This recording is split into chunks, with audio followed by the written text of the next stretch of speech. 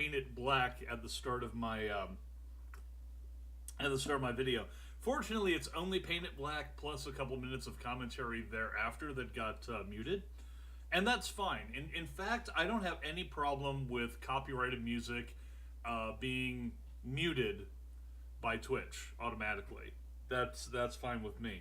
I'm just worried about whether or not I'm gonna get nailed for it. Even though I'm doing commentary and whatnot, and the other copyrighted stuff is because of Fallout 4, including copyrighted music that I can't shut off till I get there. But let's see what I've had some better luck with Sabaton. So.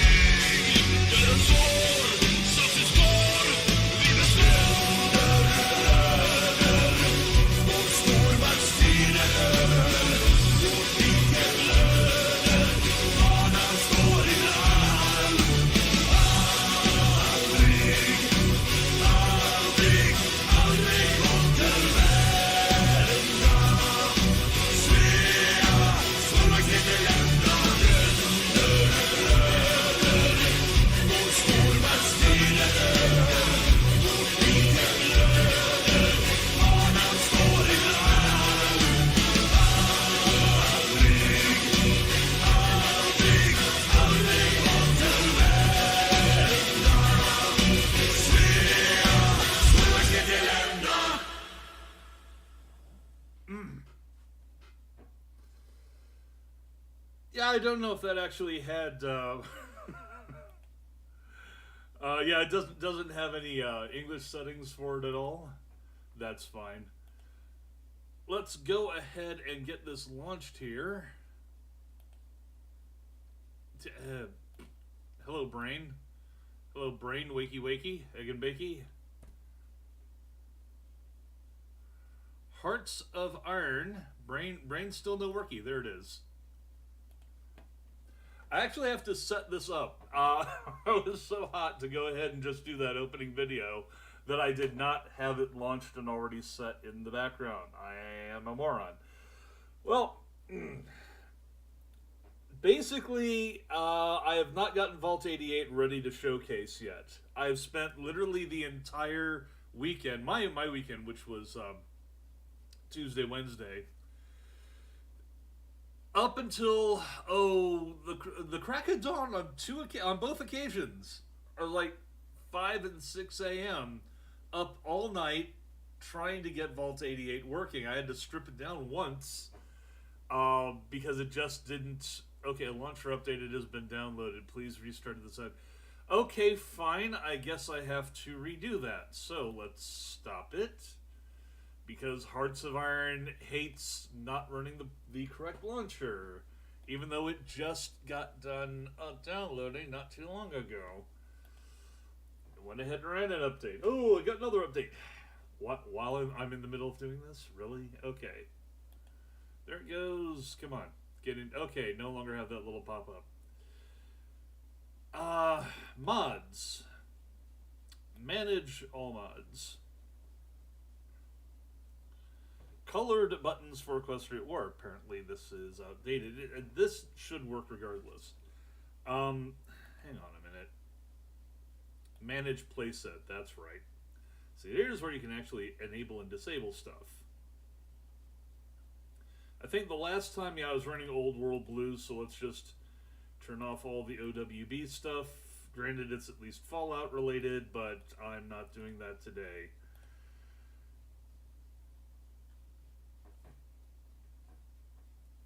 And you might ask, why am I even doing Equestrian War? Well, okay, no, yes. And then I immediately sidetrack myself because my attention span is that of a gnat. Because I have not yet finished with Vault 88, I want to be done with it and complete before I go ahead and showcase it. And apparently putting in 20 hours of gameplay was... Roy has actually been working on it for weeks since taking it over. The Overseer has left to go and take our research to other outlets. I think that's actually everything. So much of this is Old World Blues. Kaiserreich, Forza Italia. Forza Italia! If you really want to play the Italian... Well, I gotta say, actually, it's a lot of fun playing the Italians as the Italians, if you're smart enough to play them neutral. And of course, this is like me changing subject like 3 or 4 times. You would think I didn't have my coffee yet, but it is in fact right here.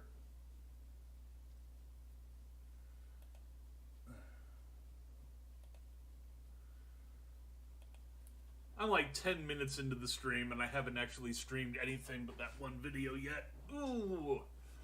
I'm not on my game today! Heads high, ponies, marching proud, all together now, every one of you, no pony left behind. Yeah.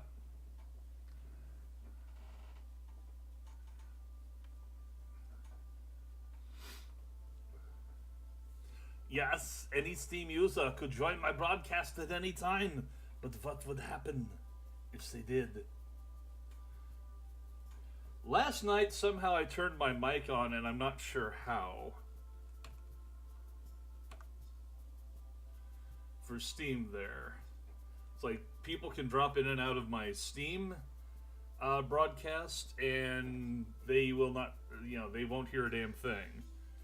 Yesterday, when I was just playing the game, regular Steam kicked in anyways. It was like, oh, sure, there you go, no problem. It's like, what's going on? Is this something with my... I was trying to look into Steam Labs settings to see if that's where it was, but no. Steam Labs actually restreams to Steam, and it's not muted or anything. I'm looking at it right now. It should be fine. Play alone. Sigh. New game. I'm playing alone. But what am I playing? Well, I want to play with the Griffins today. Nominally the Emperor of all Griffonia, Grover V has had a difficult life. Yeah, because he was... his dad... Well, hang on a second. Wait. I'm actually mixing up the timeline here. Grover there dies fairly soon after the game starts. His son, who is not of age to rule, winds up creating a regency because of that, and everything falls to shit for the Griffins, who themselves are. I mean, look, it's even right there. It's like there's the freaking skull. The Emperor is dead. Doesn't matter what you do, he's gonna die. And then it's a question of do you have like the popular noble takeover, who is still an authoritarian who prefers the ancient ways? Do you have, do you get together with the changeling Griffonia attaché? Do you go with the church? His Holiness Archon Eros the Seventh. He must have been a sexy bird in his day, right? To get named, well, you named by your parents, so I just have this mental image of his parents hatching the chick and go like, "Wow, this is one sexy beast." It's like, creepy. All right, let's select that country.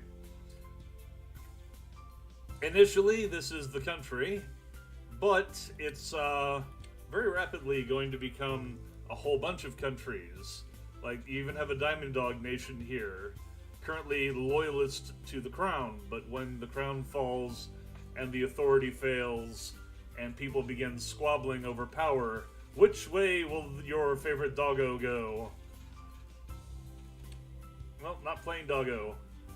Grand Duchy of Phthesia. Yeah, here I am. And this was all kicked off by communists, of course, who decided that they were going to, Alexander Gibersky, he is Griffin, and he founded the Griffonian Republic. This has caused other problems. You have the further breakaway Republic of Scandinavia over here. They're even more communist than these guys are more socialist, they're straight up commies. Why Griffins will use the hammer and horseshoe, I don't know, but they do.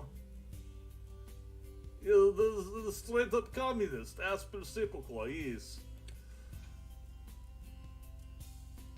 The Republican Party, if the Republican Party were socialists, center wing. The joke is that if you're a Griffin and you have a center wing, you're not flying straight. Let's see, Kingdom of Vidinia. I am actually really tempted to restart this whole thing, but nah. Suck it up and drive on, Roy. Suck it up and drive on. Cavalry panache and all that shit. This is basically Pony China over here. All kinds of would-be warlords and princes, kings, queens. They kind of already are what these guys are about to become. Only maybe a little better off. I think these guys were originally created to be a counter to this thing, because whoever wound up getting in charge over here would just steamroll the entire continent. Then you got these folks down here. The problem is I could go on and on and on. Who am I going to play today? Who am I going to play? Well, what I was always going to play, actually, if you paid attention to the opening video, and if I can get the friggin' thing to focus properly. Where the hell is it? Ah, there we are. The Kingdom of Griffinstone. Headed up by Grandpa Gruff. Why? Is he a noble? No, he's just the only guy who has an opinion anybody in Griffinstone cares about. Yes, this is the Griffinstone from the TV show, the one that is just shot to hell, falling apart, doesn't have much going for it. Is just ruination until Pinkie Pie showed up and taught them how to make scones, I guess. That was the thing, is like victory through baked goods. So here's where we're gonna go. Oh, shit. Ah! I forgot there's custom rules that I could set. I don't know if I want to set.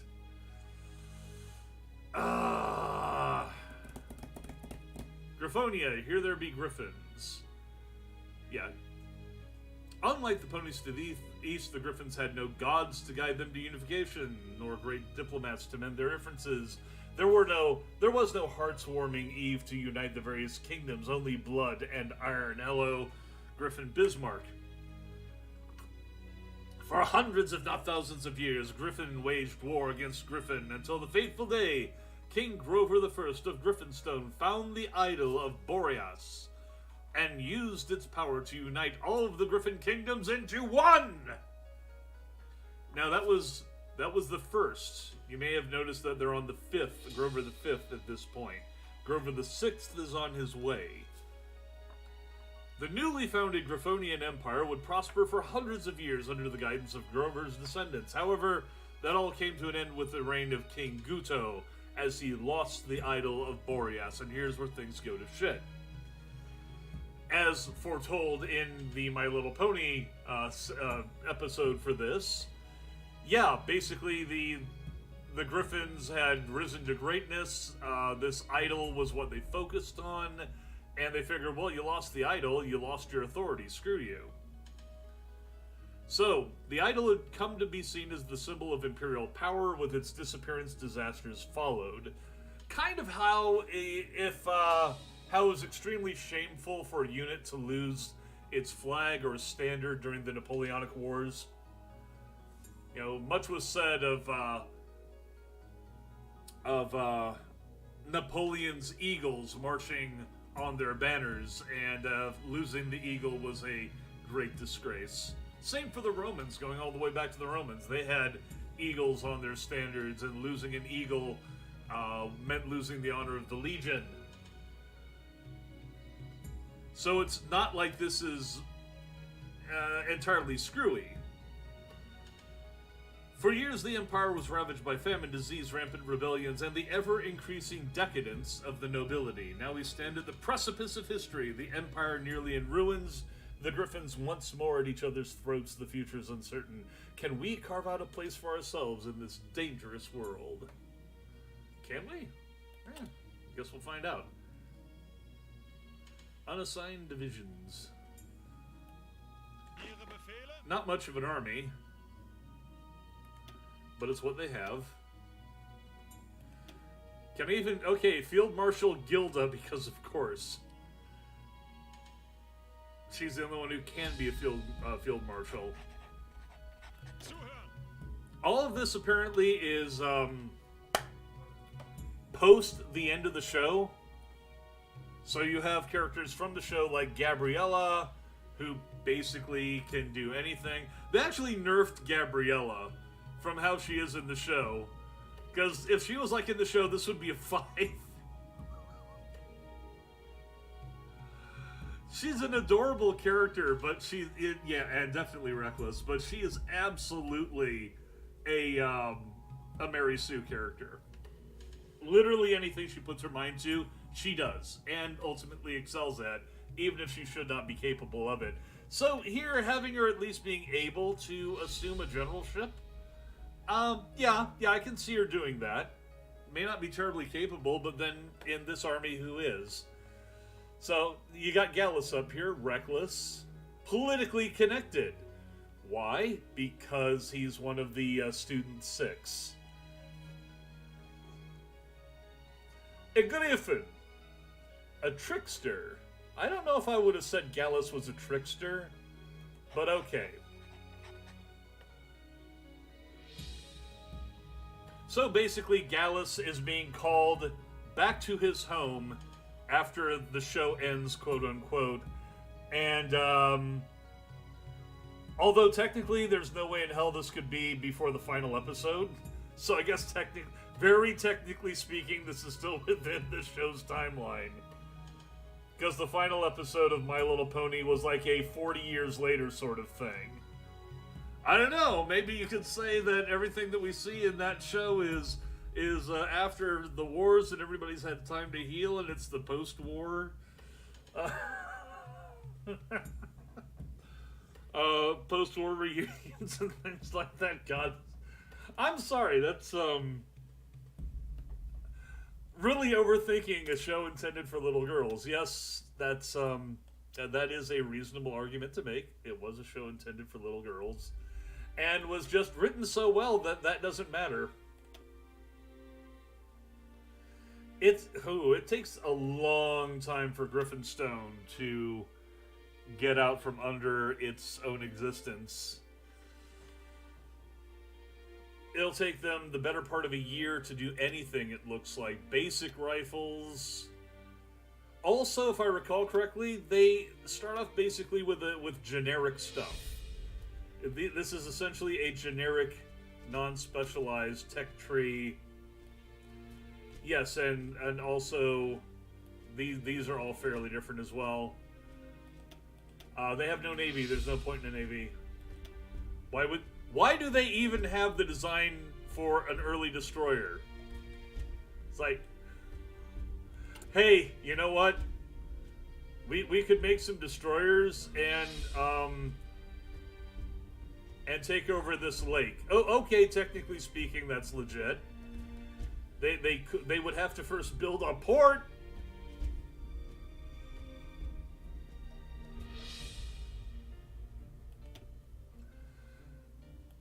Okay, Air Force. They have no concept of an Air Force.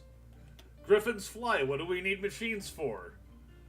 Okay, can't do anything for engineering to start off with. Just don't have the ability. So, basic machine tools. Alright, so the whole point of today's episode is I need to play something else while I'm getting Vault 88 ready to showcase. I only have 2 areas left to do. The luxury accommodation level and the cafeteria across from it. Also, fiddling around with just putting things neatly in order where they should be. Furnishing places that aren't furnished. And lighting. Finishing up the lighting. I've done a lot with the lighting. Still not terribly happy with all of it. But I think folks who show up to take a gander at it might be pleasantly surprised. Okay. Okay, so they can do reconnaissance at least. We know how binoculars work. Huzzah! Dig? You want us to dig holes? Why does a griffin want to dig holes in anything? Maintenance? What's to maintain? The houses are falling down. Military police? Screw you, pal. That's basically their idea of military police. This is as far as I can go as far as getting any kind of industry started. Okay, well, if you're too lazy to pick up a shovel, maybe we can enchant the shovel so you can just look at the shovel and say, dig for me, and you go like, alright. And it's like 280, 300 days pretty much. There's a year's worth of effort. Aviation effort. Why build planes? What? We can't even do the naval effort. We just don't have any capacity for that. Industrial, open the political sphere. Well, honestly, the first thing that has to be done in Griffinstone is organize the public and get things put together. And again, this is all generic Equestrian War stuff here. Which is not to say that Griffinstone is entirely generic. They do have some things going for themselves. And there you can see their flag is based on the Orb of Boreas, which was shown in the opening video. So if you're interested in checking that out, just see, here we are. Dig for crystals under Griffinstone. Prospect for resources. Griffinstone, once it gets its excavation capacity up, can really turn into an economic powerhouse.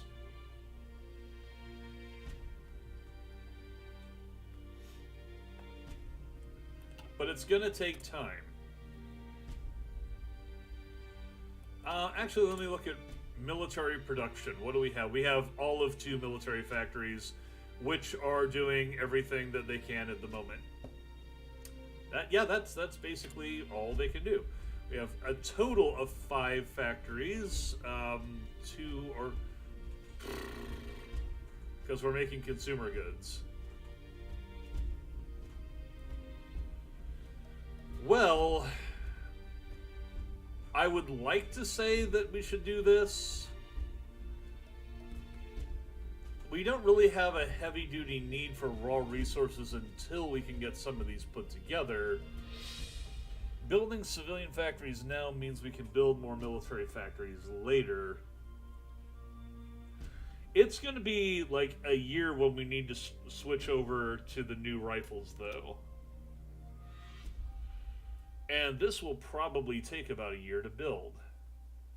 Unfortunately, we don't have a hell of a lot of area. Well, we sort of do over here. And that will take how long? Look at that. That's a 7-year project. Next complete. 18 January. 10/14. It's 1007 now. How about no?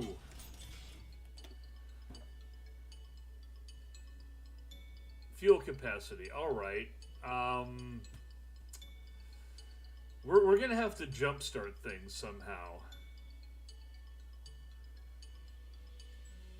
Now, as you can see, here is where our real assets are. It's also extremely underdeveloped. I think I'm going to want this instead of tungsten. Actually, wait. I'm going to want the tungsten first. How long will that take? At least theoretically in the realm of some time. Okay, get on it. And, well, this is probably the other major reason. I mean, look at this. We've lost the idol of Boreas. We're a kingdom with no king. So our factory and dockyard output, bam, we're sucking. Political power gain takes a while. So Grandpa Gruff at this point is running around kicking people in the ass, saying, "Get up, get moving. We have things to do here. You wanna suck grapes for ponies? What do you mean suck grapes? What kind of sense does that make? Shut up and move. Okay.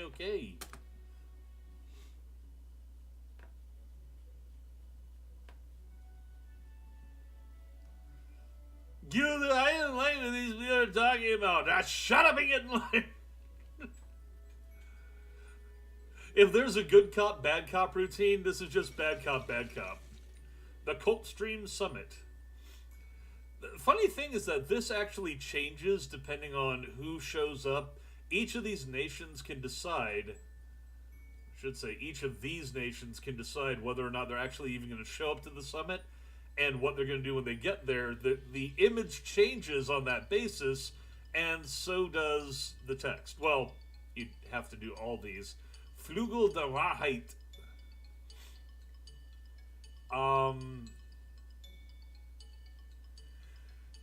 I think flugel is to trumpet. I don't think it actually is the trumpet. Like a flugelhorn is a horn that you trumpet with. The Wahrheit.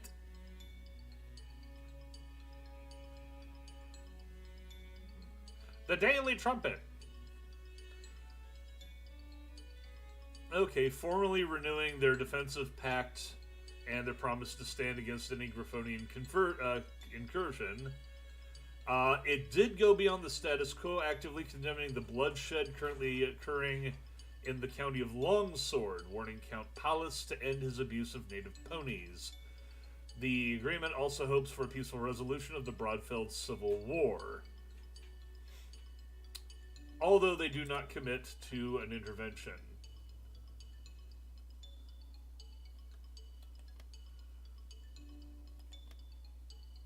Let's see here, where is it?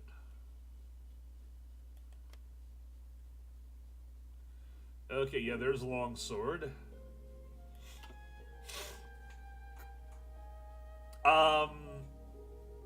There are no direct correlations between our world and this world. There's a number of parallels. Okay, who the hell is fighting over here? Griffin Liberation Army and the Kingdom of Broadfeld. Okay. So this is the Civil War that they were just talking about. Usually Broadfeld gets its ass kicked, if I don't miss my guess. They start out lacking a lot of terrain. They don't have a large army. And as you can see, part of it looks like it just got encircled. Usually that's what kills them. You know, losing any portion of their army like that tends to mean that they'll get swamped right back, and yeah, once that falls, that's it. Okay, so the question, do we go with rightful rule or dreams of a republic?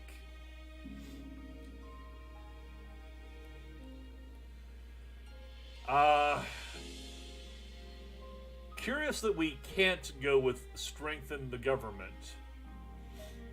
Let's see. One of the following must be true. We have to either be a republic already, but if we do that, yeah, we can't do this. Original country is Watertown's Bakaran Republic, or we have to be a communist. Okay, so before we could take this on, we would have to switch to communism first. And that's something that would take a long time. So we've opened the political sphere. The future of our nation is in our talons. Well, given Grandpa Gruff, we're probably gonna, and then the way everybody in Griffinstone acted in the show, we're probably looking at rightful rule. They want the idol of Borealis back, and they want a strong leader that they can follow. They're not really interested in a republic per se. There is only one Griffin who can rule our nation, the rightful monarch. Where others would seek radical change, we will protect that which made us great in the first place.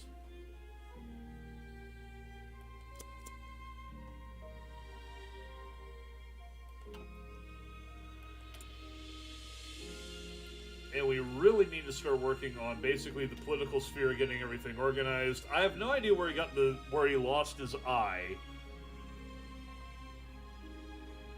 But if he does become king, then that's probably going to wind up being a thing.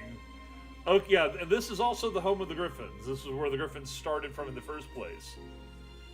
Kingdom with no king, idol of Boreas lost. The old court circles around Grandpa Gruff. Well, we have Gallus, the compassionate grandee. Basically, he's the diplomat. Why? Because he's a member of the Student Six. He studied abroad. He's made connections with the children and leaders of other nations, including the children of leaders of other nations. So basically, he can back channel.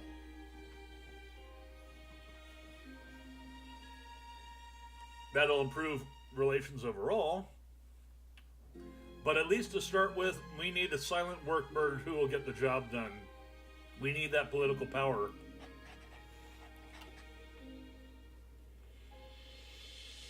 And we're already short on aluminum.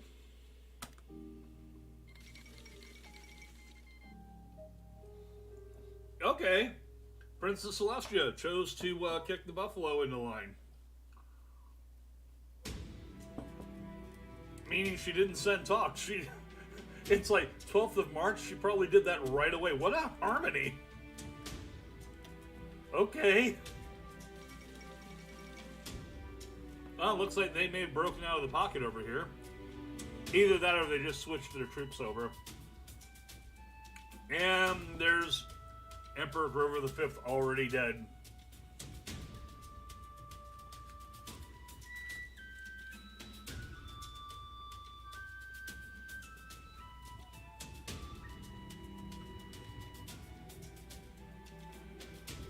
These guys are in a really bad strategic situation to start with. Piccolini becomes Prime Minister.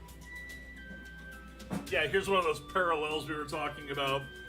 Not so much a parallel here. This guy is just straight up. This is straight up Griffin Mussolini right here.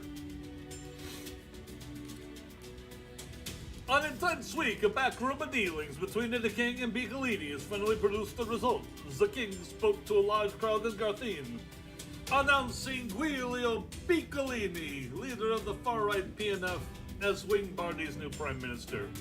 Yeah, that's sounding more mafia than, hey, he's the Piccolini, he's gonna be a prime minister, we'll break your kneecaps. Anna Griffin kneecaps are everything, you know? It's, there's that joint there, so. Right down here, these guys. Usually they wind up forming a pact in this area, or expanding to take it over, so we may have neighbors, very quickly.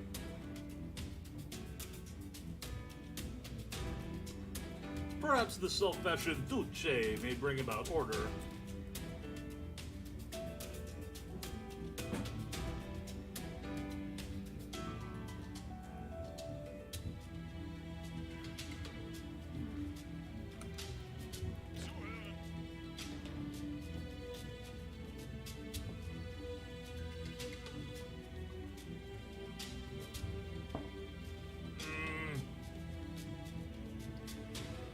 I'd like to save it for something else, but he actually has to go to war before having any chance of doing that, so guerrilla fighter it is. What about Gilda? What's her skills?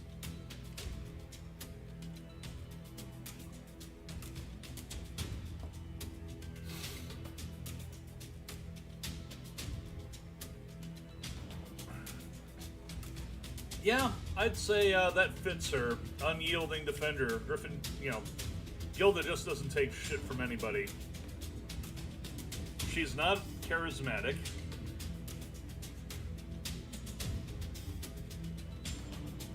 She is more offensive-minded, but at the same time, infantry expert or an ambusher. Initially, she'd probably go with, let's see, max entrenchment 5, recon bonus while entrenched.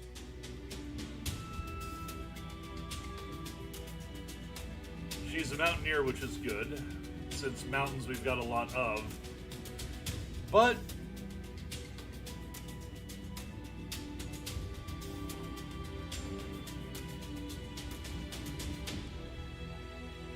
attack +1.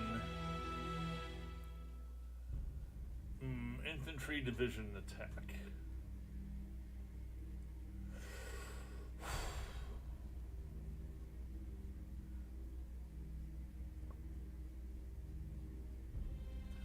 I'm going to go with ambusher. Basically, it means that she needs to set up a line. We don't have the forces to cover even a single line. That's the real problem, which is why I was wondering about that. But we'll have that eventually. Equestria, yeah, there was no real question there. Chief Thunderhooves and his government have been sent into exile as a new government has been established to rule the Buffalo Chieftain. This mutual agreement will bring a new age of prosperity and cooperation to the Buffalo Chieftain. Yeah. Yeah, sure.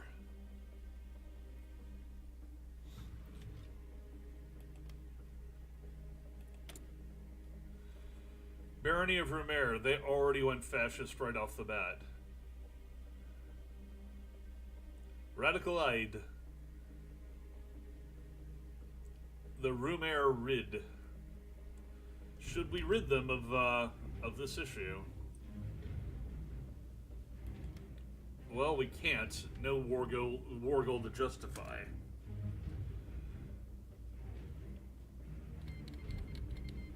The Ruination is a term coined by Rumerian scholars to describe the gradual decline of their language, culture, and traditions. No Griffin is quite certain how or when it started, but the cultures more predominant in the Griffonian Empire have started to eclipse the native traditions. Due to immigration, simple convenience, and international trade, barely 30% of Rumere's population still speak their native language. I think these guys are supposed to be like Greece, maybe? Ruinyad. Well, it sounds Greek, such as the Iliad. Even the most optimistic academics predict it is but a matter of time until our culture goes truly extinct and the ruinad is complete. I mean, hell, they seem to be hit by it even worse than Griffonia is. Or Griffinstone. Communism is banned in Wingbarty. Okay, well, that's the first good thing he's done. Too bad it was a goddamn fascist doing it. It doesn't seem very democratic. Well, so communism isn't democratic. All the people are allowed to speak as long as they speak in line with the party, which was also fascism, so there you are. Civil War in Longsword. These Reformisten faction of Griffin Knights have been cruelly persecuting the local ponies while failing to address any other issues in their nation. Unrest has been brewing in the nation for some time now, with the ponies forming an organized resistance against the Reformisten. Rumor has it some Griffins, fed up with their government's atrocious behavior, have joined the ponies in the struggle. Meanwhile, the military and Rosewood Knights have used the opportunity to revolt as well. Leading the saner elements of both, Conrada Wavewing hopes to remind the Longswordians of their duty. Pallas Dustalin, the Reformisten Count of Longsword, has denounced all his enemies, struggling to scramble his meager forces. Another bloody civil war. Speaking of which...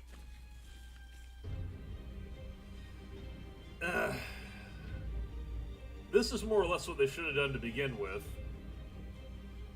The problem is, until they get enough troops to lay it out, going on the offensive for them means covering a lot of territory. I don't know if these guys get a lot of troops to begin with, but even if they're shitty divisions, but a lot of them, it has a strategic advantage. And here's Longswordia, now split into its three factions, just starting their war.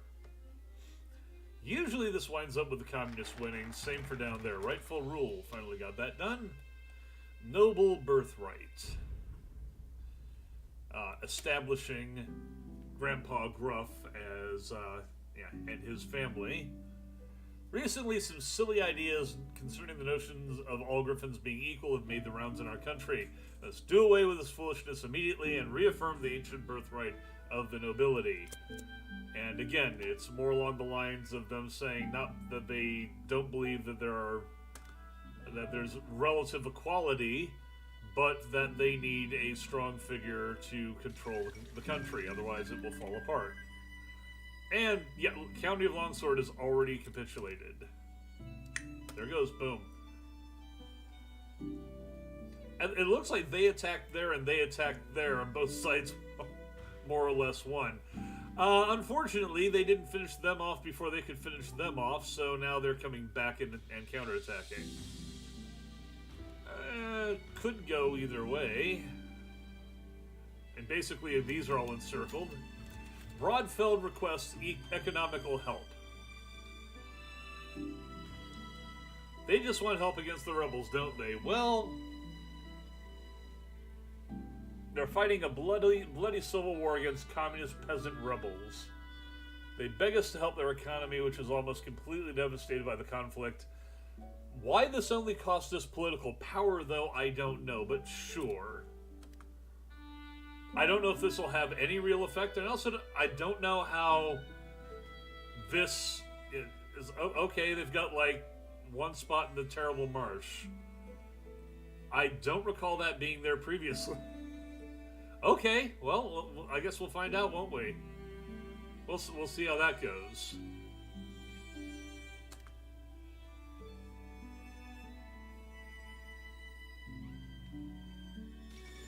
Oh, they actually have troops up there. Summer Sun Celebration.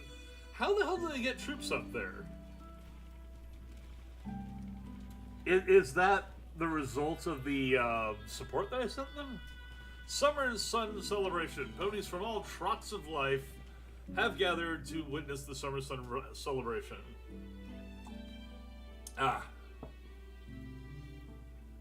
The princess climbed on the raised dais, took a long gaze, and proceeded to raise the sun. Okay. Our gods raise the sun, not her. How dare you lie to the people? And that they seem to actually be counterattacking. Broadfeld requests military aid.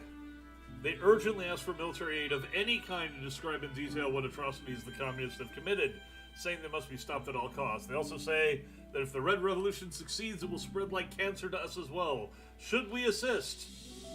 Yeah, we'll send troops and political power. The Reds must be stopped. Even though it's draining us at a time that we're trying to rebuild. Matter of fact, since they're managing to hold the line at this point, can we send them... well, we cannot join wars. Can't send an attaché. And can't send volunteers. We need world tension at 30%. And we need at least 9 divisions. So we ain't got the troops. We can only send volunteers. Broadfeld requests our engineers.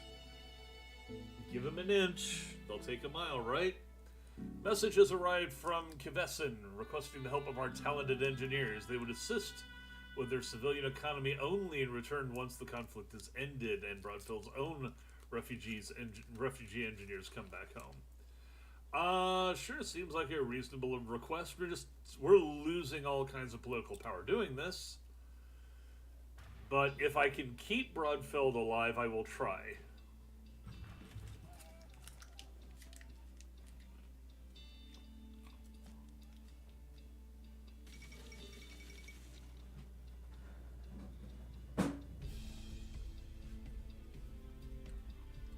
There's the friendship games, quaint but not our concern.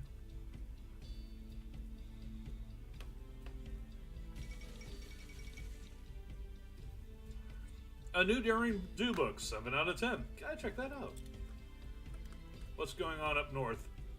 Wow, they actually pulled it out. Looks like they might beat the Reds back. If both of these civil wars result in the communists losing, that'll usually tip the balance, because otherwise the Griffin continent really becomes like 50% or more communist before the major wars even get started. Noble birthright has been confirmed. Stability is still only 36%.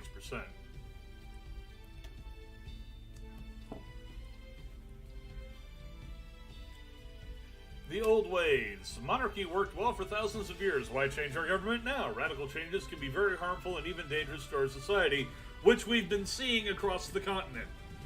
We'll make sure that every Griffin understands the importance of tradition and the old ways that brought prosperity. And it's hard to argue against that, because the Griffins were barbaric peoples who fought each other constantly. Then they had the rise of a monarchy. And with the repudiation of the monarchy after that, they fell into barbarism and wars again. So, from their point of view, it makes sense. The Grand Galloping Gala. And of course, Equestria is a land of nobility and traditions, even if their nobility has some interesting quirks. Civil War in Alenia. There's... Okay, yep. That's the Deer Kingdom to the west of Equestria. These can be key to the Changelings, who... The Changelings are straight up the Nazis. They are represented in every way as being a parallel to German fascism. With Chrysalis being Hitler. And Alenia is more like Poland. If Poland had Polish history between 1917 and 1939, I guess you could say that, yeah, I think they did have a couple of civil wars in there. Just not necessarily balls out like this one is. And this is interesting. Oh shit, the northern section has been overrun.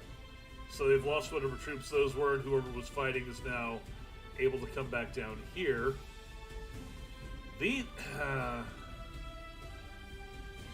Yep, looks like they're rapidly losing in Broadfeld. Either that or they're going to have to create some breakouts here very soon, because there's a pocket being lost, there's a pocket being lost, that pocket got lost, here's another pocket. There's like 5 or 6 pockets that they've been losing all their troops to. What about in the north? Better chances. I didn't have much hope for Broadfeld in the first place, but it really is looking like, oh, what the hell's going on here? They're invading from the north? Yeah, okay.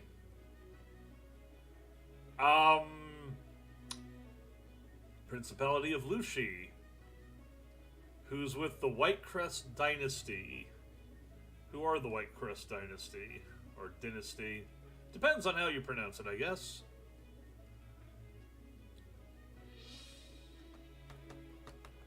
Or is that just the governing... Yeah, it's just the governing party and what kind. So they're... Okay, no faction, duh.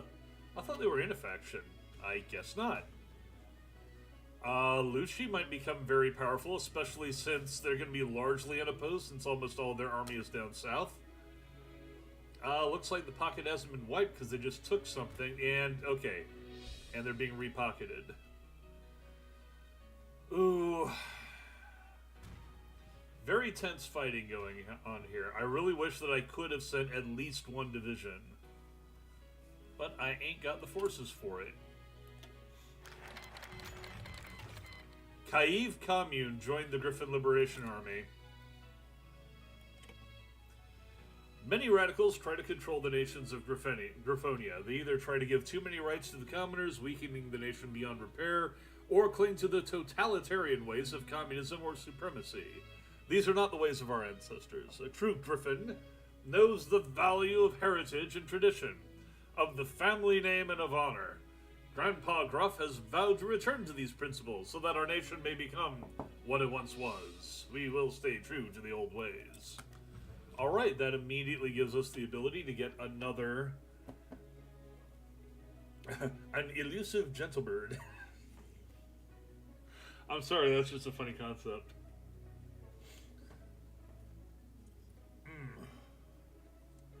Oscar Rockbeak. Interesting why he's a bird, very clearly a griffin, but the rest of these are pony silhouettes. Stefan Bronzetail, that's almost certainly a diamond dog. A pro-harmony politician, fascist, communist. These are in case I... See, this would be the way that you switch over to communism. You would have to get like 150 first, which you could do with your very first opening spot. Then gradually go communist, and then choose the middle way in the tech tree. Not the tech tree, excuse me. That would actually be the national focus tree. But we're not really. These are Democrats. These are fascists, obviously, and communists. We are authoritarian nobles, and we're not going to switch that now. Not in the middle of all this. So, Gallus, the compassionate grandee, or the war industrialist, we can get our military factories 10% faster. What was it? It was a 7-year program? That wouldn't even shave 1 year off of it. Captain of Industries, civilian factory construction speed and infrastructure. Well, we're currently working infrastructure. So, yeah, Oscar Rockbeak is our next selection. Deterrence. Defend our traditions. War support. Fortification and anti-air construction support goes up. Do we need this right now? War support. I think we're slowly gaining. Yeah, let's hold off on that. We're already maxed here. That doesn't help. Industrial effort. We need to get our industry up to snuff before we get snuffed.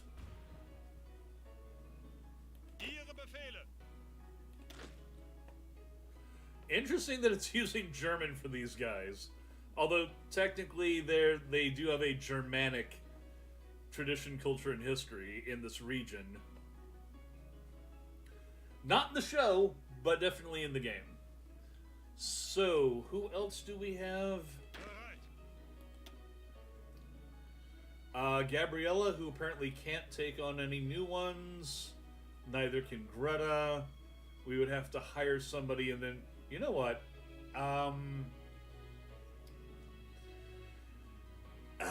Yeah, let's leave off of that, because new Commander 20 means that all these commanders that I start out with were actually bought from zero. Because the first one is free. The second one's 5, the third is like 10. So, yeah, these were all purchased as far as that's concerned.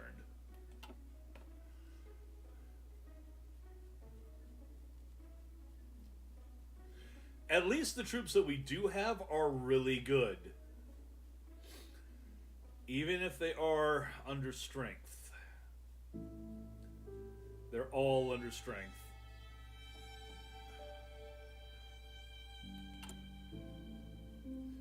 And we are building... Come to think of it, didn't I... No, we're still doing muzzle loaders. Okay.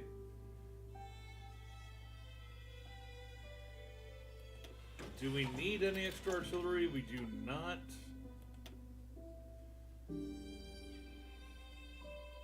We don't even need any more... Well...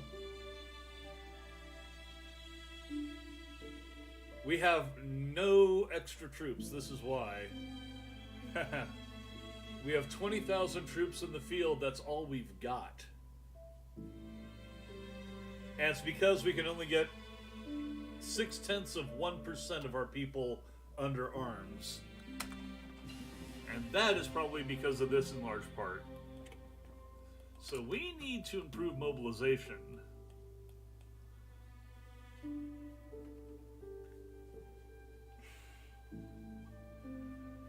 We're not even... Okay, yeah, we need... Interesting how you need breech-loaded rifles before you can do any of these other things. Like this. What does this require? Breech-loaded rifles. Do we not even start on engineering before it's like, rifles! That's what kicks everything off. Breech-loaded rifles. That's it. That's the ticket. Well, enabling the Knights and a free division template. Let's resurrect the tradition of knighthood to go with the nobility.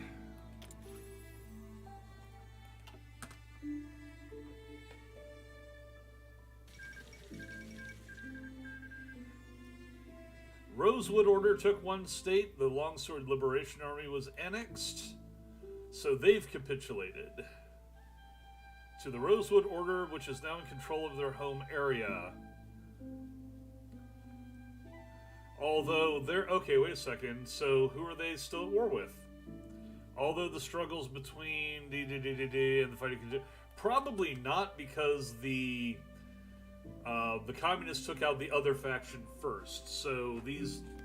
The Ordenstata Hellquill, now under August von Ortelsburg, who I believe is a proper reformer. The other Reformista, they wanted to reform back to basically Griffin supremacy. Looks like they've been fully overthrown now. Got some extensive background histories for these people, though. Let's see, as a member of the Order... Served dutifully but never showed any interest in command. Impeccable bookkeeping, detailed reports. He went into the administrative side.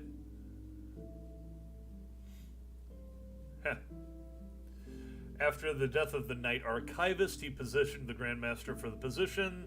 Few knights care for, many saw as an undignified position.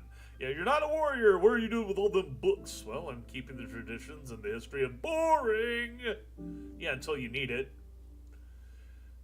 Okay, so August became the youngest knight to ever occupy the position, and also the youngest knight to be elevated by right to the inner circle. As the archivist, he kind of had to be. Okay.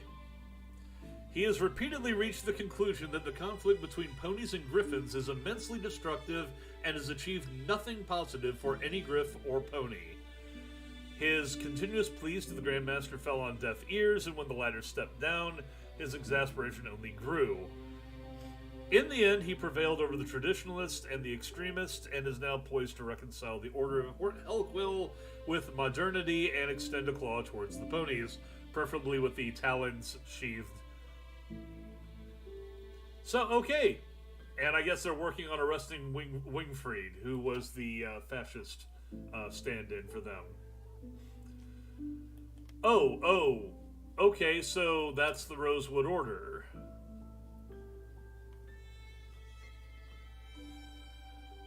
County of Longsword. What was I thinking? Ordenstadt Hellquill wasn't even involved in that war. It was it was a three-way fight. Why was I even reading their stuff when I was looking at the wrong person? Leader of the Rosewood Order. I thought it said... Okay, never mind.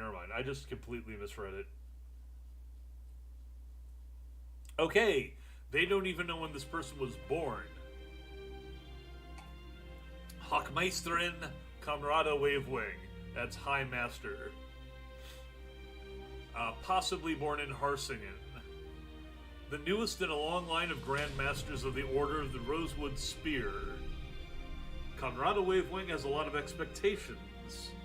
Alongside their peers to the north, the Knightly Order of Hellquill, the Rosewood Order had followed Grover II in the Crusades east, and were granted lands in modern-day Harsingen as a result. Unlike Hellquill, however, they did not have a nation to call their own, instead working alongside the Dusttalon dynasty in the defense of the frontier. When the latest Count of Longsword went mad, Wavewing chose to form the Camarilla and conspired with General Conrad Silvertalon to overthrow him. It was the only breach of the knightly virtue of loyalty she allowed herself to make. That's why we don't know anything about her. The creatures of Longsword are allowed to know very little about the Grand Mistress and her past. Not that she knows much about it herself, but what they do know, she's a presence to be feared. Wavewing sees herself as an anchor which can lead Longsword back to normalcy, if only she lives and breathes knightly virtue. Well, aside from the trees of dead. So let's see here. Rosewood Order, they are non-aligned, so they're not fascists, not communists. They are more interested in upholding the nobility. These guys are split, but currently in the non-aligned camp. So I can get along with them. What about to the south? They have already gone fascist. The Völkische Militärreich.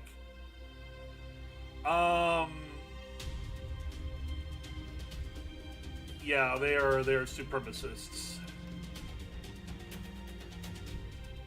Actually, I think they may start out that way.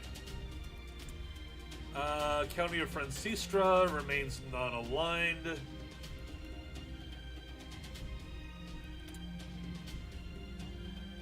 The Carthaginian Pact, which is all of these, also non-aligned, and apparently she's in charge. Well, actually, let's see. Never mind.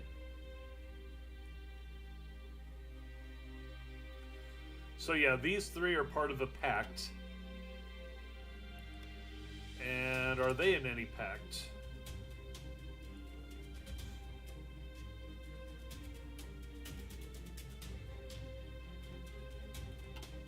Alright. It's a very complex continent. Which, considering the continent is mostly a circle with some islands, you might not think so. Okay, Griffin Liberation Army has annexed Broadfeld, so my support to them did not carry the day. And Lushi to the north has been making some inroads, but not the kind of dramatic changes it needed.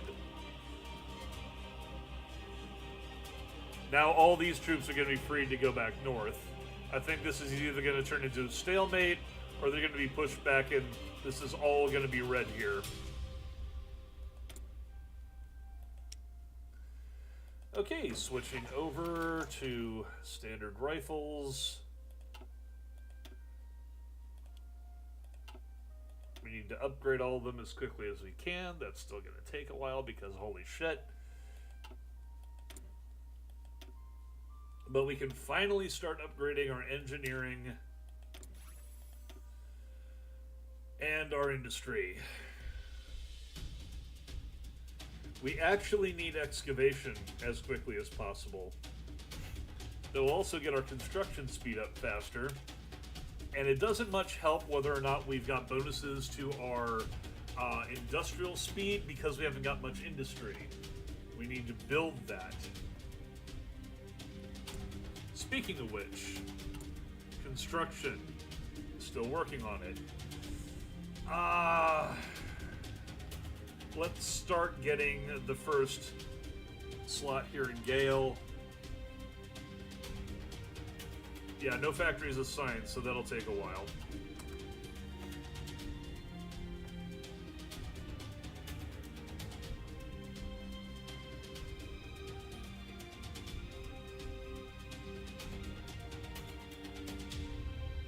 Stability is still biting us in the ass.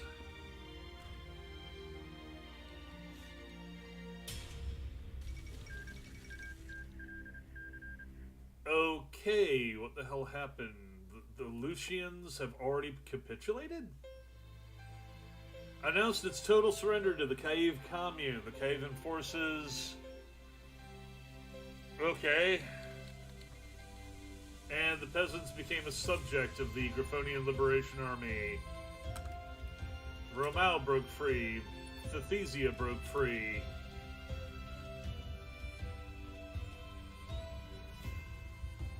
Bloody Splendid. Oh, yep. They even have the hammer and sickle worked into the flag next to a four-leaf clover. That's depressing. Saying that apparently they've been split left and right. Literally. And that's all communist. Right, because the Kyiv Commune joined in as well, and they're all... Yeah. That's why... So it was a mistake to back Broadfeld after all. I lost 1,000 people. And a lot of political support. We did what we could.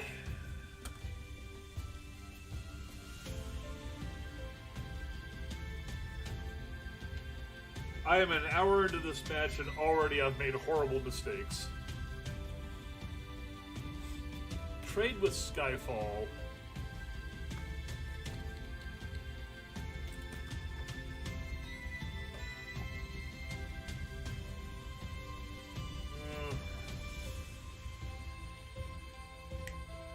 Well, we have goods to trade and we need the economic support.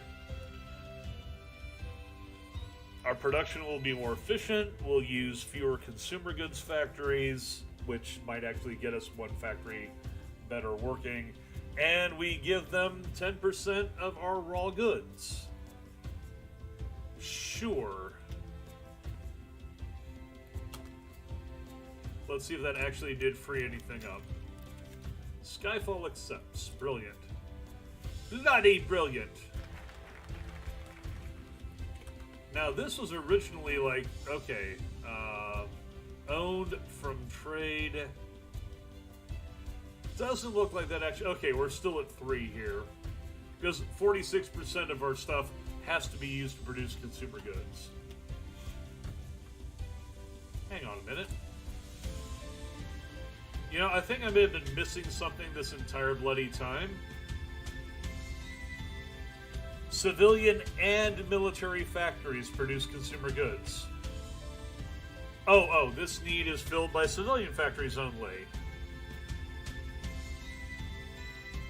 Right, okay. Yeah, so if you build more military factories, it only eats up more civilian factories that have to counter that. So going civilian was probably a good idea. There we go. Cottage industry, let's get this underway. Improve our light industry by encouraging cottage industry. Hey, are you good at weaving baskets? Good, get on that. I don't care how sore your talons are. Winter Moon Celebration.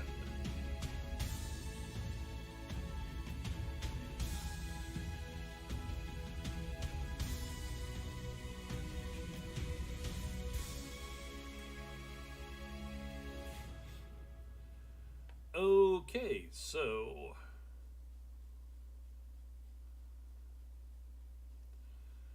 Wasn't Celestia the sole ruler? Well, she was until Nightmare Moon returned.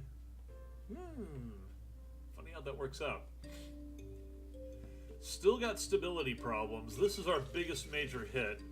Wingbardian fascists have seized Parliament.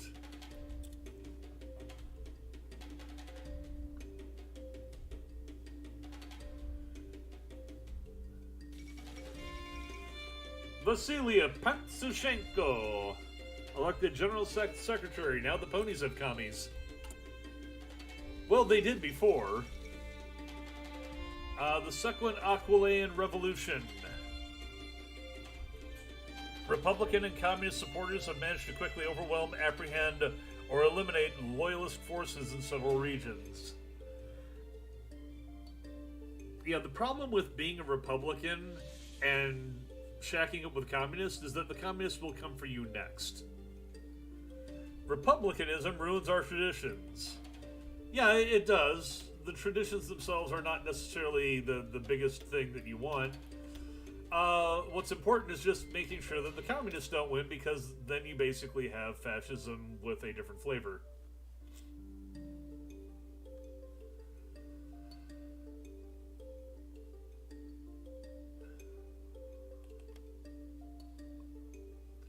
And we're just watching as the Griffonian Empire, what's left of it, just collapses. Kingdom of Alenia took 30 states. Kingdom of Alenia has capitulated. Yeah, but which of them won? I mean, they were both kingdoms. So, actually, there's usually I see a republic pop up there. Okay, Queen Velvet won that battle. Good. Good. Best possible outcome, I think, because she's likely, or at least can, ally with Equestria, which helps counter the changelings. The two of them together, actually, this coalition right here can pretty much take care of the changelings. Missing any one of these makes it more or less an even fight. Missing two of them, such as not having the X or the Alenians, makes it a losing battle.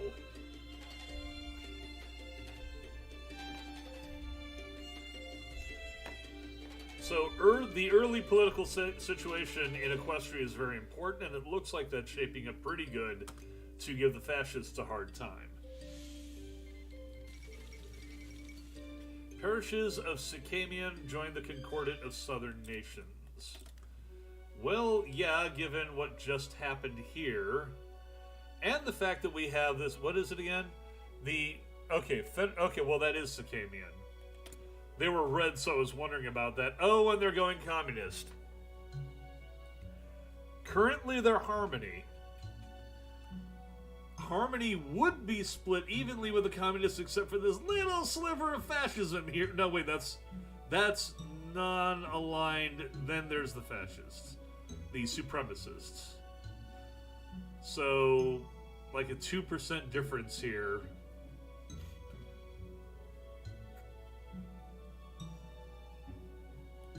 Could go either way. In my view, it would be bad if they went with them. Okay. Wait. Okay. Concordat. That's them and the Minotaurs. The Republic of Asturian. This is definitely Greece. It's like this would be mainland Greece with the addition of a moat. Plus the islands. I'd say that would make this the Balkans, but that's really not the case. This is very stable. This area generally is not. So, okay, the geopolitical situation moves forward, and then we've got this civil war in Erie here. House Erie is fighting. The Free Rumare Army.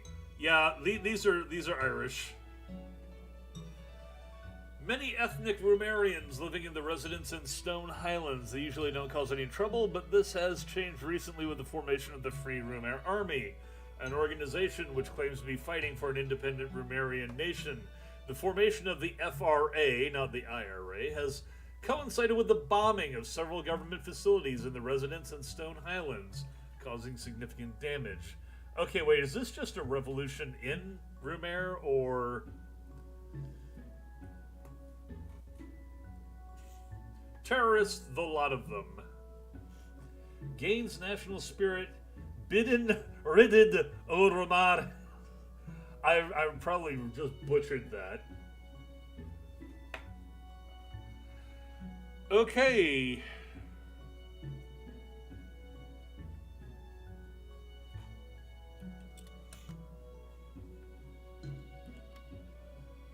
I guess they do have, is that one or two? They speak as though there's multiple, what's the term I'm looking for? Provinces. But there's only the one. It's like, yeah, the Stone and the Highlands and what? You have a single island, which is just one. It's a single province, and it's both of these. Where 152,500 creatures live.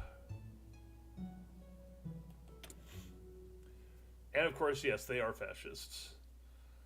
I didn't even notice that before. Dude's got a freaking dagger. Alaric Dawnbreaker. Doesn't have a bio or anything.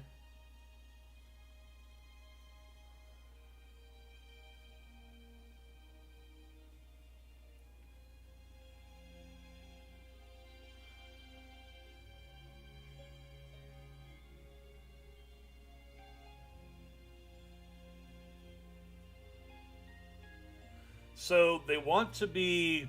Okay, they've focused themselves on exploiting their unique position in Griffonia for diplomatic purposes. So diplomacy and terrorism, what a great mix.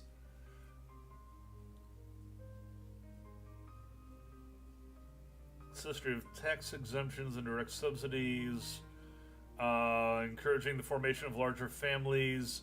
Have more kids! Have more kids! Have more kids! And they're still going through the Runyad. The Free Rumare Army is causing havoc on Wonsitz and the Stone Highlands. That looks like, yeah, it looks like they're attacking us. Wonsitz and the Stone Highlands. Great! Scheisse. Okay, well, that means we are going to have to move troops. A single division in Silverstone doesn't really help at all. So let's get these up to Copperhill.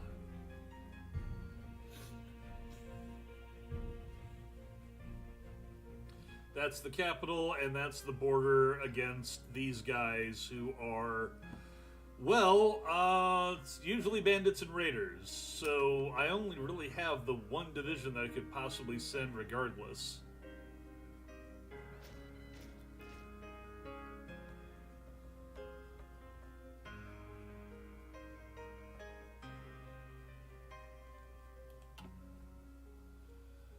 Not enough pony power. Yeah, we're short on people, all right.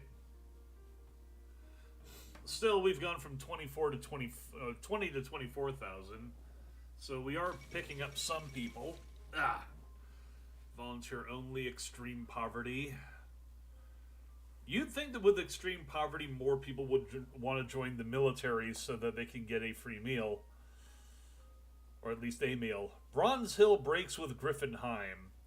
They have refused to back either claimants to the regency of the Griffonian Empire. Count Ignatius Bronzetail has announced this morning that they remain loyal to the Emperor, but cannot sit by and watch him be fought over like a prize by greedy griffins who seek to only advance their own objectives and wealth. It's, Bronzetail is these guys here, if I recall correctly. Bronzekreuz, this guy. The Diamond Dogs. Katerinburg has an interesting color. Looks like they already got rid of the princess. Huh. The Desolation, Warlords of Katerin, Recovering from the Madness. Yeah, she's gone. Hatred in the Councilmen, Temple Ties.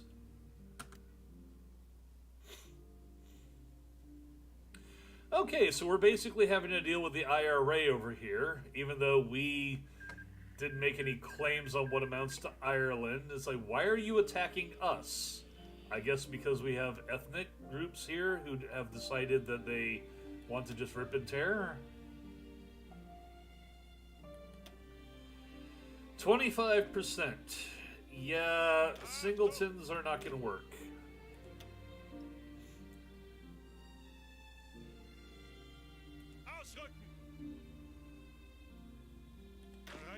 Well, guess you're gonna have some bandits to deal with, aren't you?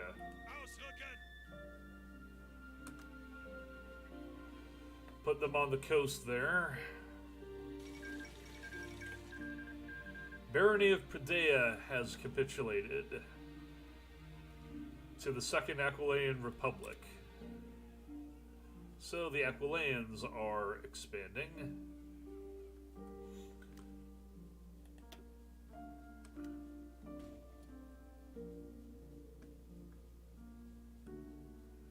Speaking of which, where are they, the Aquileians? I forgot. Not them, is it? No, they're not at war with anybody. They're not at war with anybody yet. Oh, over here, the Aquileian Republic. Wow, looks like they're at war with just about everybody. Duchy of Rila, Westkeep, and Venovia. Either they're really powerful, or they pick too many battles at once and they're going to lose horribly.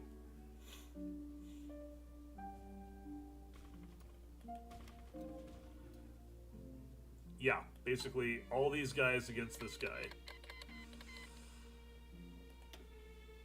Weren't they already at war? I guess now they're duking it out.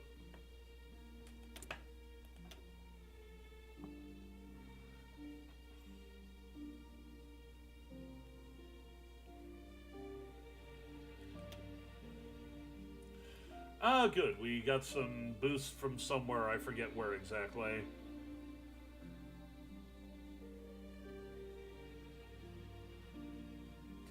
Factory output, efficiency, retention, max factories, these are all good.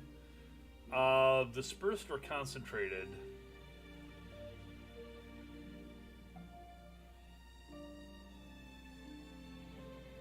Max factories are the same either way. We get better efficiency and retention this way at a loss of 5% output. I guess I'll just go ahead and do that. I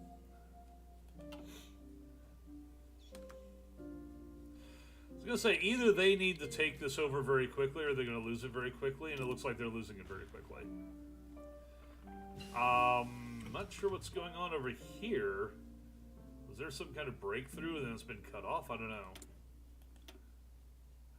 Okay. 443 days to research that. 310 to get radios. Let's continue improving our economy first. Speaking of which, cottage industry. Transmission Deponia became a subject of the Grand Principality of Lake City. Okay. And this is now Pruin. Okay. Still commie.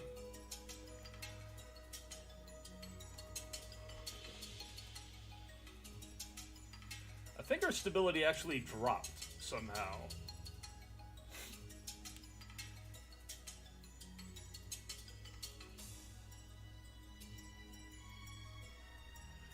Okay, this is the direction that I need to go to get rid of my poverty. And that is crippling us, so do it.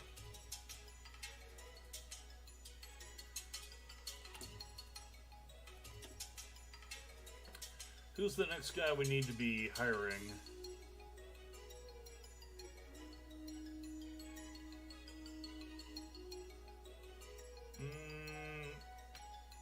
Either we go with... Damn. I think we need to pick up on our industrial.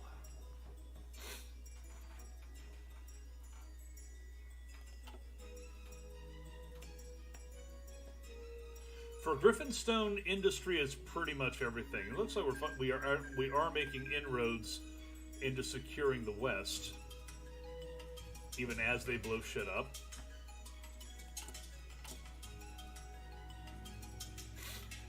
Jerks!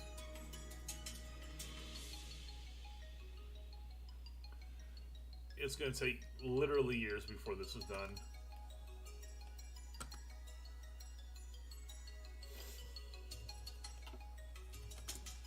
Okay, modify government. Industrial concern. Increase the speed of revitalizing that. And there goes the Yak Civil War. So many civil wars. Are we gaining or losing here? Alquilian Republic took 2 states. Alright, so they knocked out one of their enemies. I guess the Alquilian Republic is entirely capable of winning over here. There goes Venovia. And looks like Rila is about to capitulate.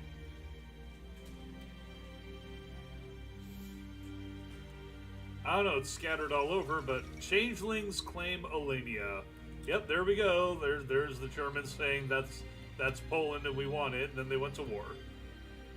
And then they went to war. Alania does not bend. Queen Velvet has found the claims from Queen Chrysalis to be outrageous and an insult to Alania and the solidarity of its people. And what will Equestria do about it, if anything? If they do nothing, then it's peace for a short period, at least between the changelings and Equestria. There's my roads and railways. There goes the duchy. Successful revolution. With the official capitulation of the last monarchist supporters, the Alquilian Republic celebrates their victorious revolution. Yep, and it's a question of whether or not their republic goes communist or democratic. Because they have it in about equal measure. Alania versus changelings. The changelings will take it because it's largely indefensible territory. There's far too wide of an area to cover. In such cases, the attacker usually has the benefit. I would be exceptionally surprised if Alania were to win that. It would be the first time I'd ever seen it. So, on to the economic stimulus. Replace extreme poverty with severe poverty. You're still impoverished, but it's not so bad.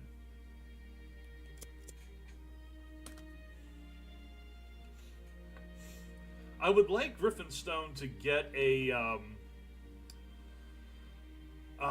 more improved, a custom national focus tree. And meanwhile, as Alenia and the Changelings go to war, the ponies have their grand galloping gala and enjoy some drinks and dancing and fine music as the world burns to their west. Pardon my sniffles today, jeez. Get some more of this coffee here. There goes Vavrafront. Here come the Changelings. Literally panzers. Even the little caps there. Yeah, it's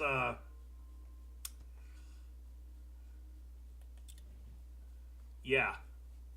And we're driving down the rebels in the west of Griffinstone.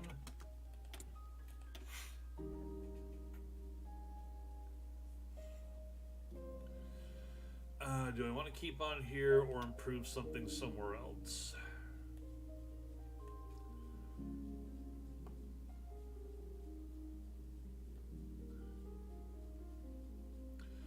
Bolt action rifles plus grenades.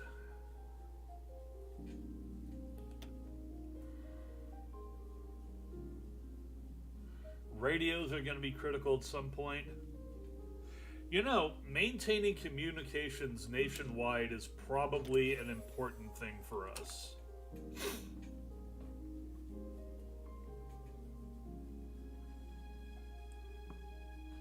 Might help us deal with the Romarian rebels.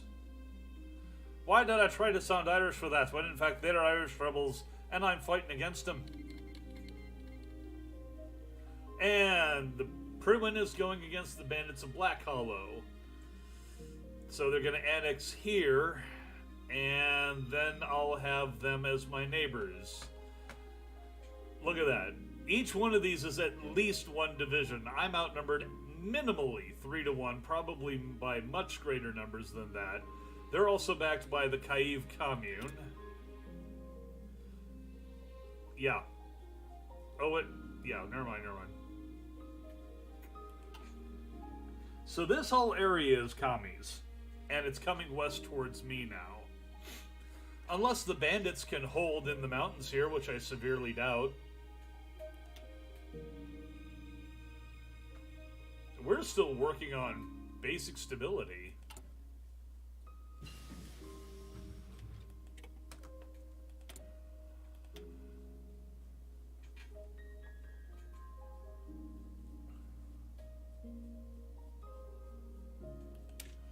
Keep up that construction speed.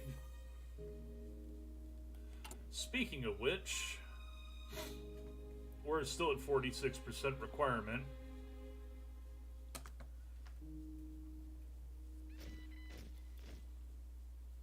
Yeah, you just told me. I already know.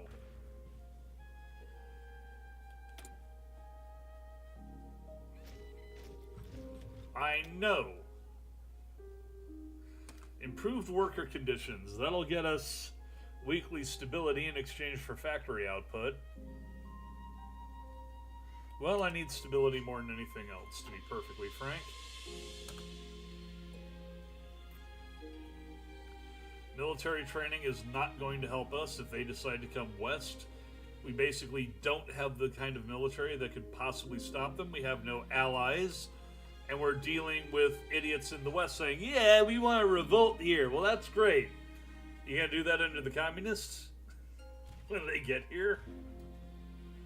Well, we're doing it to you right now, aren't we? Yeah, and they're gonna have a lot more power if they take us out. So could you knock it off for a while? No.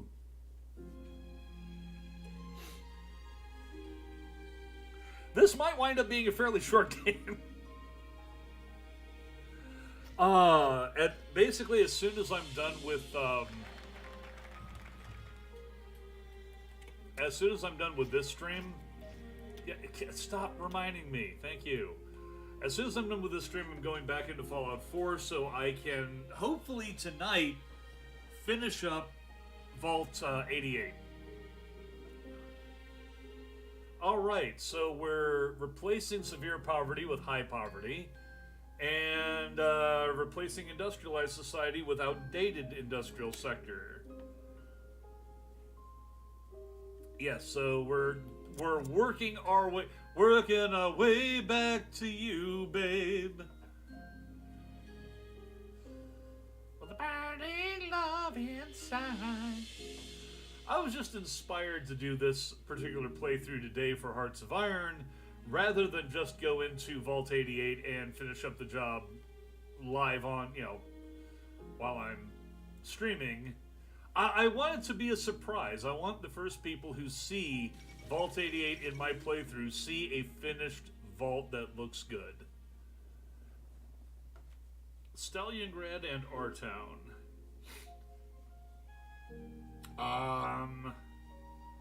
Stalingrad Soviet. Can Stalingrad afford adjoining our town to their state? But since the election of Vasily Pantsashenko, it has become clear the independent Starlight country has passed to history.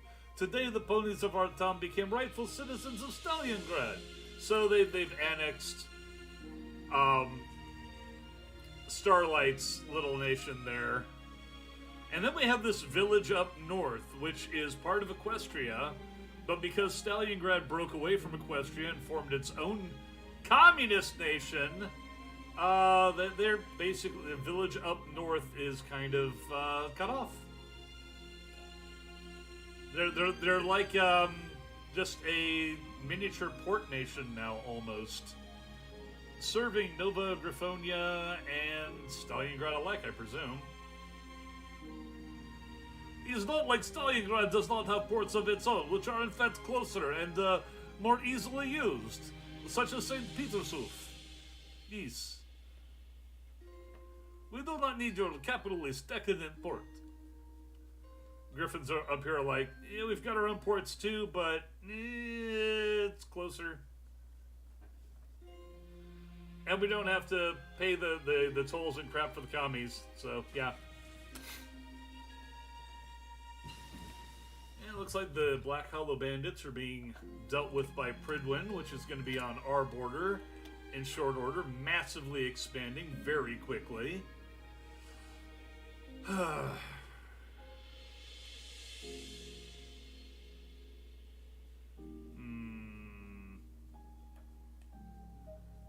No point in converting factories we don't have. Increase factory output. The Griffins, their best thing that they can do has to do with excavation.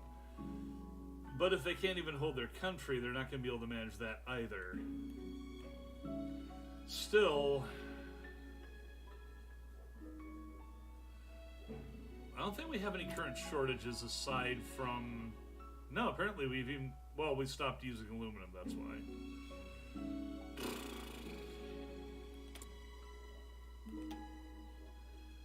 Still using muzzle loaders for most part, for goodness sake.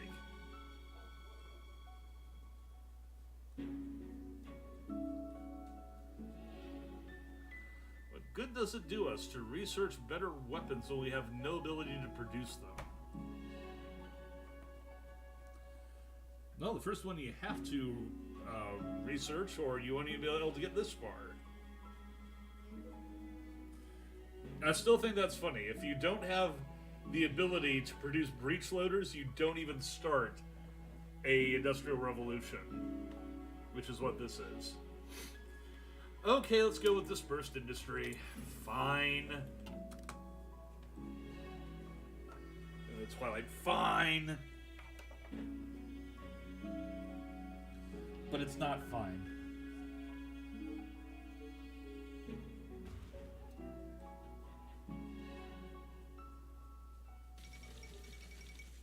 Yeah, I don't think we're going to go unmolested for long enough to deal with this.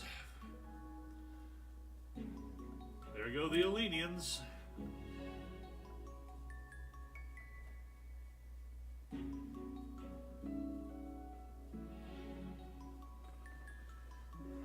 Well, they haven't gone yet, but Equestria is not stepping in on their behalf.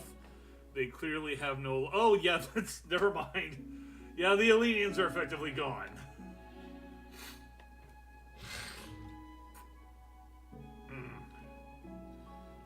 The Jacket clan may... they could win or lose this one. That was always the case. They've made some inroads to the west, but they've lost a chunk of the north.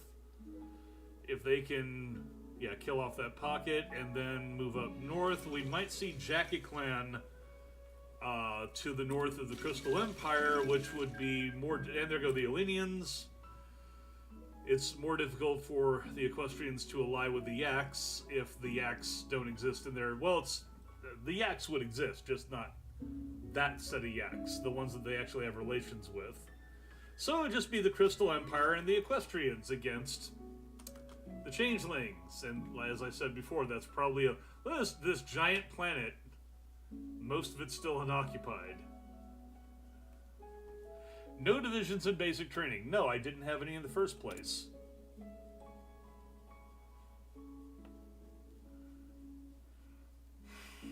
Okay, 182.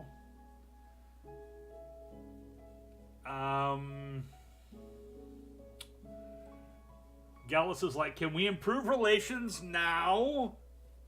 I don't know. There's so many other things that we could do. Let's do relations!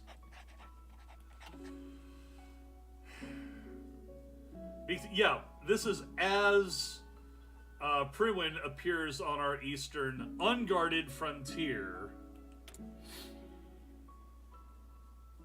Let's try to improve relations with them.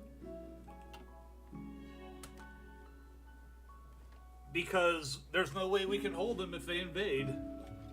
I don't expect that they will care, however, since most of the wars in this game are kicked off by focus trees. National focus. So it doesn't actually have much to do with the diplomatic engine. I think maybe diplomatic ratings between nations might be a determinant in where they go on their focus tree chart. But in the case of these people here, let's see if I can even bring it up. Unknown focus. So I don't know what these guys did or did not do. But look at how extensive this friggin' focus tree is, especially compared to mine. There's so much that you can do with this nation. So where have they gone with it? Well, we don't know. We have no idea. Well, I presume they are fighting the bandits, because that's how they get their claim on Blackrock, which is where they are right now. So presumably they've done this. Our foreign policy. That's how they get to the lower part of this tree. So, at peace with Kingdom of Broadfell, or blah, blah, blah, blah. Okay, they did that. Assume that this will be their next thing. 35 days, a whole month. They're probably doing this, in fact, they've probably already done this by now. Because the start of their war in Blackrock would have been when they could start this. So they're probably already past that. So, where are they here? Demand Saltmarked.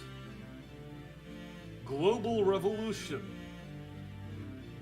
Okay, Global Revolution would probably be kicking our ass. Expansionism will kick our ass. Isolationism. That's 1 out of 4 choices that they could make. And maybe they'll make isolationism. But South Expansion. Where do they go with the South Expansion here? Silinosia, Griffiths Subcontinent. Okay, that avoids me. Infiltration of Griffiths, Lucy, Griffian Host. Okay, none of these are me. So their global revolution targets other people. But then we have the March to Griffinstone. Hello!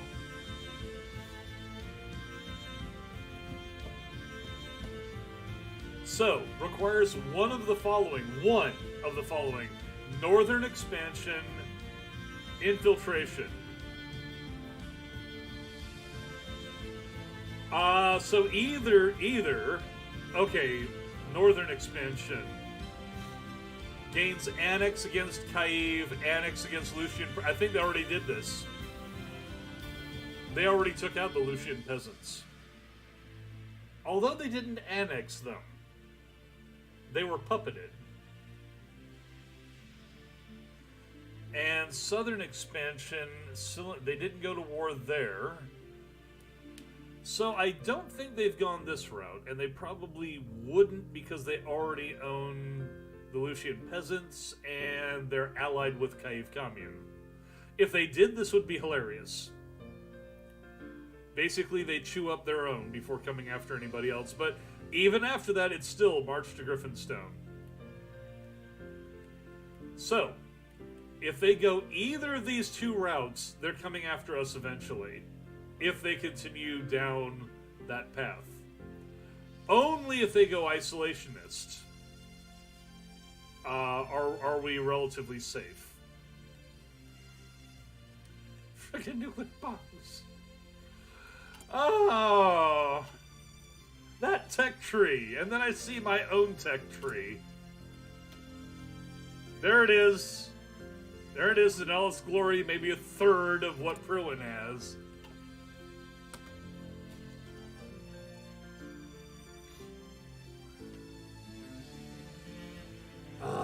I might actually find Pruin interesting to play, except I don't go commie. I also don't go fascist either in my playthroughs. The closest that I have ever come to that is playing my own modified version of Black Ice. When I play my super ethical unicorn version of Black Ice, my personal mod, and even then I'm assassinating Hitler, I'm assassinating, not Goebbels, Himmler, I'm preventing the Gestapo from existing, I'm gutting the SS, I'm stopping the Holocaust, I'm basically being the best possible Germany that you can get at that time without having a total revolution. Basically trying to reclaim Germany from the Nazis piece by piece. So even when I do play a fascist faction in a Hearts of Iron game, I'm anti-fascist. My problem with today's modern anti-fascists, as they call themselves, is you start talking to them and they are just as totalitarian as the fascists. They just say, well, because we're anti-fascist, being totalitarian is okay. It's like, no, that's what made the fascist bad. If you had non-totalitarian fascists, you would just have regular socialists. But when you add totalitarianism, you get one of two flavors, and that's either the Nazis or the communists. And they both suck. I'm with Poland on this. They both needed to die in a fire. Well, one of them did. Where do I go from here? Where do I go? I'm now ahead of my given curve, so 457 days. I'd like to invest in that, but it takes so long. I don't know if I'd ever recoup the investment. Damn. Also, I'm invested in industry, so get it going.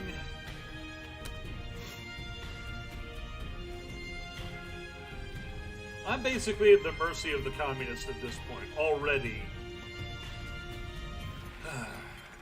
And I'm still at only 44% stability, 70% war support. I don't care so much about war support. That's not really important to me. What's important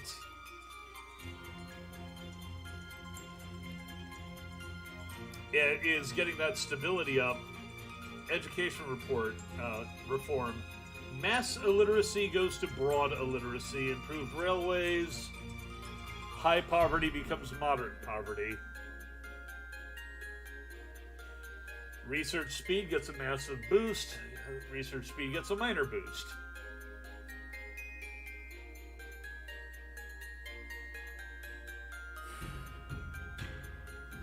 Let's get our people reading, and then we'll fix the railways with people who can read where the ties are supposed to go.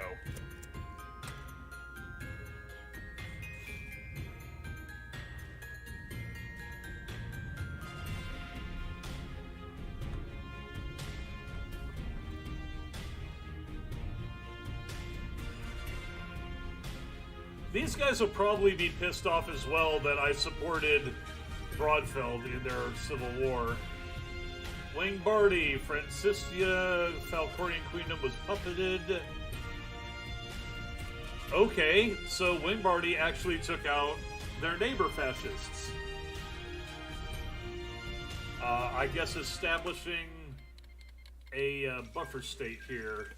There goes Blackrock's bandits.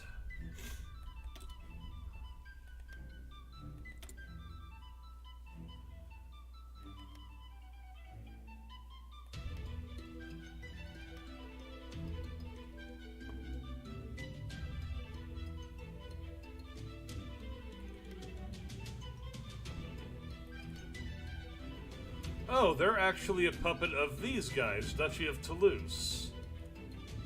Interesting. So they got vassalized by them.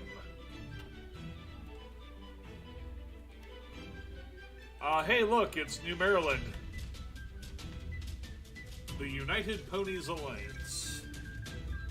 Who's in the United Ponies Alliance? Them, and they are a dominion. They're basically an equestrian colony state.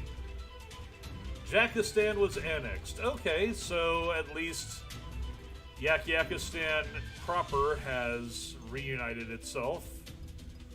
Hopefully in time to rebuild and face the changelings. So, the Triple Entente, I guess.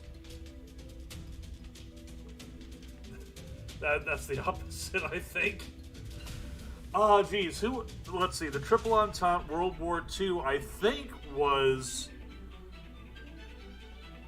the Germans, the Italians, and the Austrians. And then you had the Allies on the other side.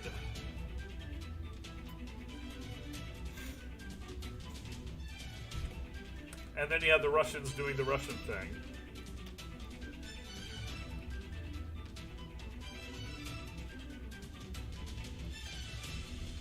Okay, continue improving in this regard. Can we, or is it worth it?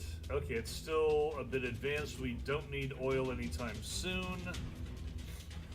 But we can improve our machines through use of magic. Griffin enchanting. Comet sighted! Boreas, have mercy! It's all the same. Why do I have so many stupid griffins in my nation?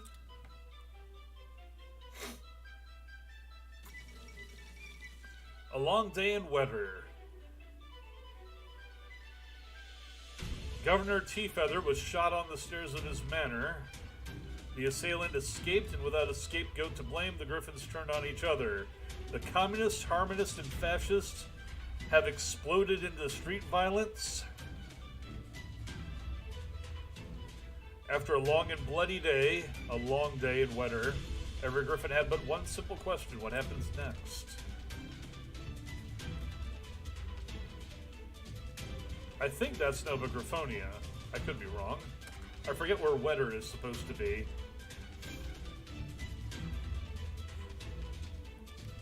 Also, were these guys not at war with each other? The Phasarian. The Phasarian Penose. I don't know what a Penose is. What's a Penose? Okay, Erie rivalry. Erie Eagle Eries. Erie Eagle Eries. I believe in fairies. Okay, no. Let's see here.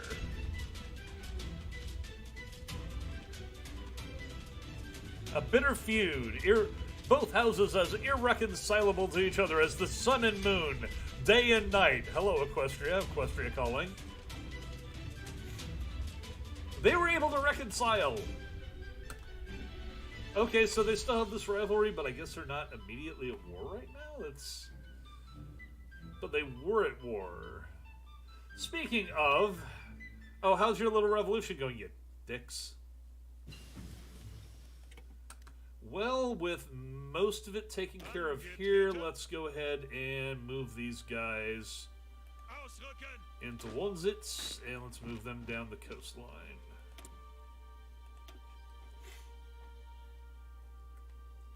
And we'll see whether or not that survives. Okay, on to excavation level 2. Diggy, diggy, diggy. What I am hoping to do, I don't know if it's possible, but I have the feeling that the orb can be recovered. The orb of Boreas.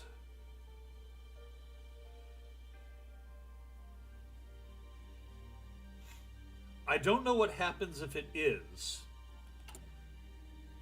But we have this permanent affliction, Idol of Boreas lost.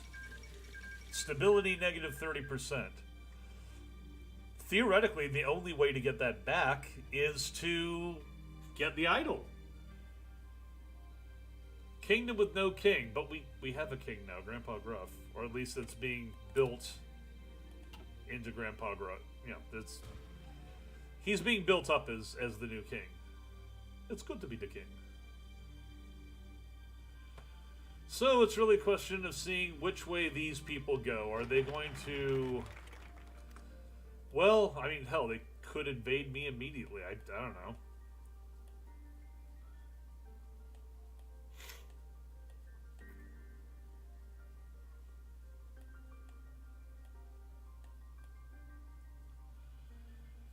Noble birthright. The old ways. Harmony and liberty required what?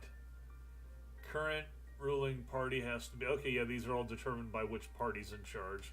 So deterrence. Home guard. Leading the way. These are all military boosts. Strength and unity. Does improve stability. Do any of these improve stability? No. No, so that's taking a while to get here, and then that improves stability by 5. Ideological thought. War support 5.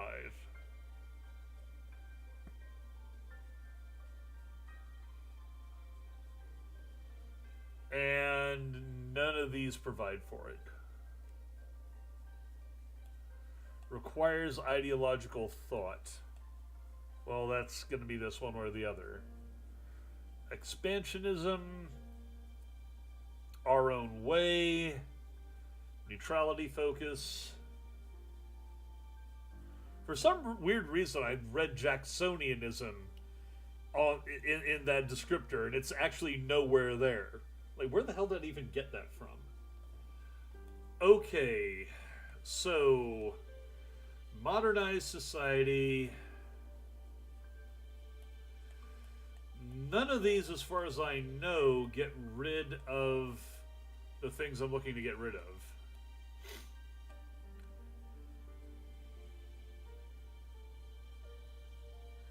This is all generic. All generic. And I don't have the economy that can support a real military expansion anyways. Not yet. So, improve railways it is. Nothing else is worthwhile to invest in. What about this, though? Griffinstone is so crippled at the start, and it's so dependent on how things go around it for the early part of the game. So far, that has not been good. At least here the fascists and the communists are facing each other. Maybe they'll beat up on each other first. I don't know. Click Theorist, Adolf Goldplume, Tobias Bronzetail. These are all military, though. I was hoping for something economic. Material designer, infantry equipment research speed. Yeah, but that doesn't improve production. The rest of this is all pretty much military. Substantial science base. Yeah, we're still working on that. No tanks, ships, or aircraft necessary.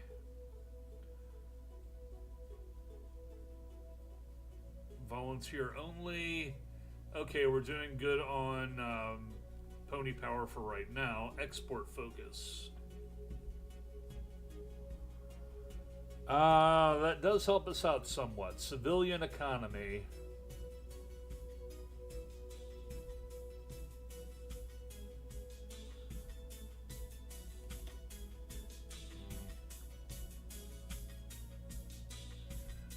Go to partial mobilization to increase the speed at which we build things.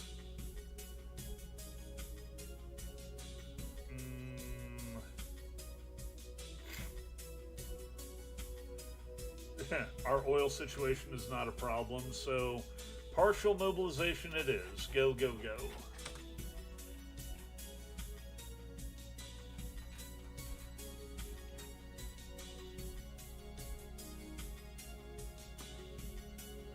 We're still volunteer only. Is it even worth trying to put together a single infantry division? Well, what do these guys need? They need pony power, infantry equipment, and support equipment. So, I have the reserves for that. I have no XP to put into this, so I can't give them any recon capacity. They start off with recon and 6 regular battalions. Well, let's go ahead and put together the first order of knights. Just train one of them to start. Actually, let's do them in sequence. We'll do a full corps, one at a time. Location? Why, Griffinstone, of course.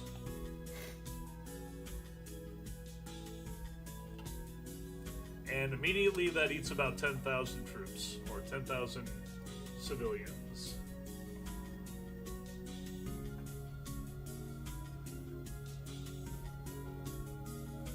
So what am I suddenly missing here? So did that actually eat the support equipment I need? And apparently I have all the breech-loading rifles I need. Okay. Support equipment then. What about artillery? It's too primitive and it's not worth it.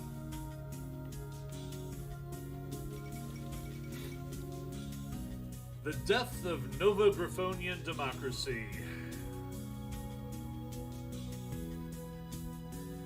Field Marshal Highhill marched at a column of soldiers at the front of a column and proceeded to dissolve the provisional government. So, fascism has taken root on the equestrian mainland now, I think. Apparently not. He's non-aligned. Okay, that's good, I suppose.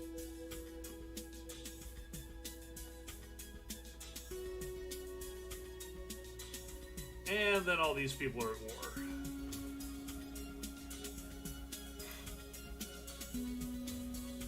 Does anything actually survive of the original? Nope, there is... No, well, the Griffonian Empire is basically the... Ooh, wait, what? How the hell did he get in charge? Archon Eros is in charge, but they're at war with... Oh. So, the Archon in charge of the church managed to take control of what's left of the Griffonian Empire in Strawberry Duchy. Okay. And then promptly lost his own seat of support in Ramau.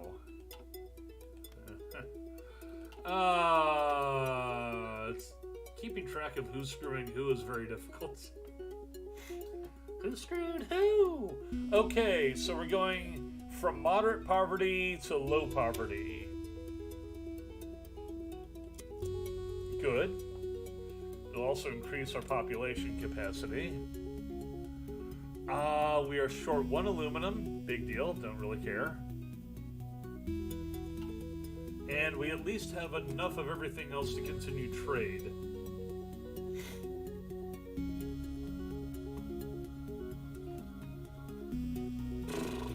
even with the 3 Knights units that we're putting together, that's a total of 8 that we'll have.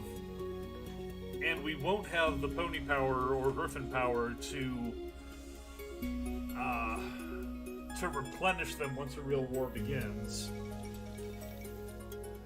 Changeling Equestrian Border. Oh, wow. Surprise, surprise. The Changelings have decided that they like your country and they'll help themselves to it. Okay, let's get off of Volunteer and go to Limited Conscription. What about Extensive? Can't manage that. Okay, Limited Conscription it is. We need our pony power up.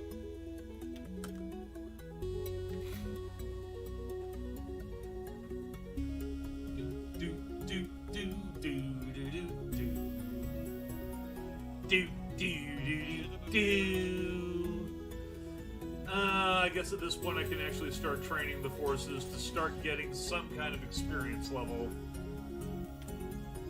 After all, I need to get a recon company for those knights. Okay, so they finally finished building a factory. How long will it take to make another factory?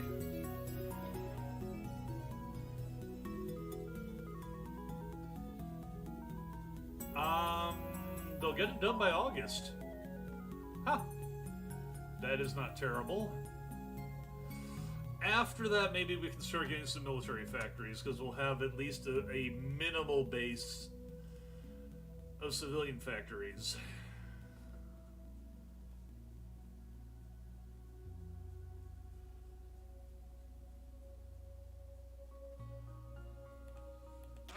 For the longest time, these guys didn't even have the manpower. And there's the war. Justification of war. Pruin is justifying. Hello, Pruin, and we're not allies with anybody, so that's basically game over. Doesn't matter what we do at this point.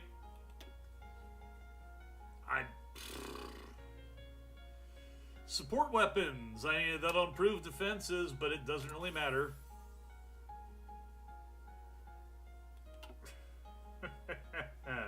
So I will not find out during this playthrough whether or not Griffinstone has the ability to basically dive for the idol of Boreas. Because to do that...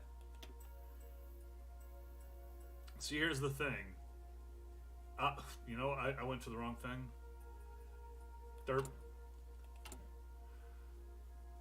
Okay, let's just, for purposes of showing this, every one of these basically lets you dig deeper. So, I am pretty sure I needed to get... look at this. Excavation 9. I don't recall... okay, the marrow of the earth is our sustenance, and its veins of ore are tapped. Theoretically, Griffinstone can go a long ways down here on the industrial tree. Excavation 9. 5, let's see here. Note how you get, like, you get to this point, and it's like, that's actually excavation 5, and then it goes 2, 3, 4, 5 all the way down here. Even though it says construction 9, the graphic says 5. None of these do. It only starts at this level. I'm pretty sure you have to get to excavation 9. And where is it here? Prospect for resources. Dig for crystals under Griffinstone. That's at excavation 1.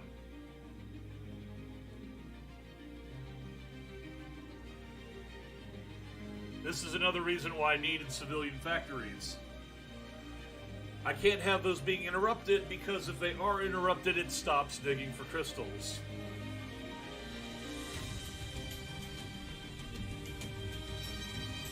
So I'm pretty sure if I got all the way down to the bottom, what we'd be seeing here is this massive... I might be able to find the Idol of Boreas. But I'm not going to be allowed to because the AI under Pruin was able to take all this area, just wiping everything. They're allied with the Cave Commune, so that's actually all of this. These guys are freaking puppeted. All of that. I'm not allied with anybody. I can't ally with anybody because I don't have the ability to do so. Griffinstone has no such option. And, I mean, Wingbardy's down here. Theoretically, Wingbardy might go to war with Pruin. I don't know why. I don't think that they even have this option. You know what? They're justifying, I will continue the game up until the point of their invasion. Because if and when they invade, even if I had all 8 divisions ready to fight, I can do nothing about it. And these guys are still... Yeah, I still have these rebels to deal with. As soon as I move stuff out, this all gets blown the fuck up. Because Rumer. Who I also can't invade, by the way. Well, I suppose I probably could. Justify war goal, because why the hell not? You guys are assholes. Oh, I need more political power to do that. Alright. Wait for it! I just need 5 more political power. Good, send it.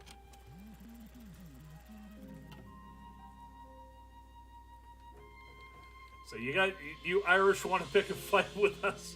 Basically Irish Griffins. You want to pick a fight with us? Okay, we'll pick a fight with ya.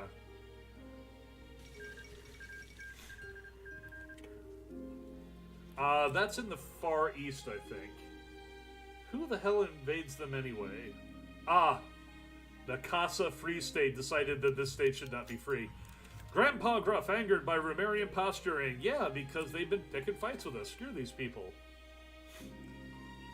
I probably could have and should have invaded them when I got above 30%, but I'm just fixated on trying to build up. Expanding really doesn't help. I don't think taking Rumer would be a big help either. Huzzah! Train them up. The first Griffin Knights.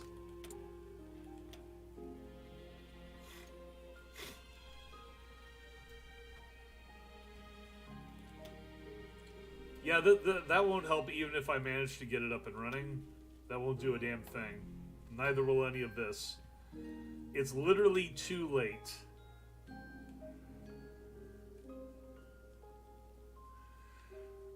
You think I'll get a year plus before I get invaded? I don't think so.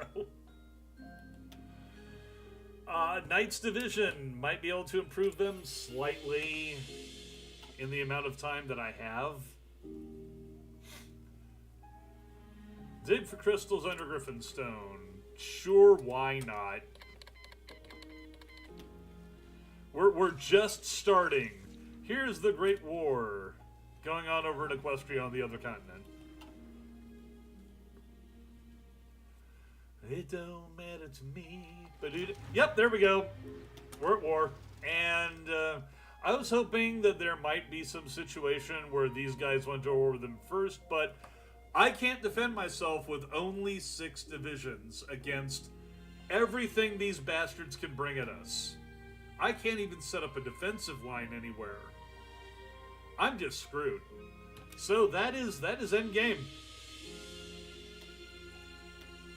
I appreciate everybody who dropped in today for that. What was that? 2 hours. That took about 2 hours to lose the game right there. Score 0, 52nd place. You suck.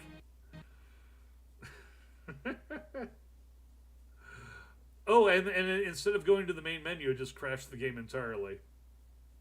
Well, oh, and Project Zomboid Workshop content? What did it just pop up? Fashion montage has improved. Great. Okay. Well, this has been a very short stream today, and I'm going to knock off right now and go finish up, hopefully, Vault 88. As I said before, it needs to have the luxury accommodations wing and the cafeteria completed. Everything else is pretty much done. We've got about 10 people in there right now, so it is, I think, the largest functioning settlement that I have. Roy has not been working on any. And basically, since he inherited it from Vault-Tec, but he's independent, and he's also still the general of the Minutemen, in name, even if he's literally the only Minuteman not in jail right now. Preston Garvey is in jail at Diamond City for betraying the Minutemen on behalf of the Enclave, to replace the Minutemen with the Gunners as the new Minutemen, and then just have the Enclave basically take over the Boston area through that method. Okay, yeah, and that's all going on in Fallout 4. So Roy basically is making Vault 88 his personal headquarters, and I still have to refigure what Roy's doing right now. His original idea was find Vault 111 because he had a lead on that, and he's going to get wealthy and he'll just retire. Well, things didn't pan out that way. So now he has a vault that he had to build from scratch himself, and he's just kind of like, okay, what do now? I basically have my own city. Now what? Roy is his own faction. What do? Well, once Vault 88 is complete, finished, kitted out, and everything is put in its proper place and set up correctly, we'll showcase that and see where that goes, and hopefully that'll all be ready for tomorrow's stream. So, sorry about the shortness of this stream. This has been Sergeant Roy Calbeck in charge of quarters here at Headquarters Company of Unicorn Brigade, and I am out of here. See you Friday, 3 p.m. Arizona.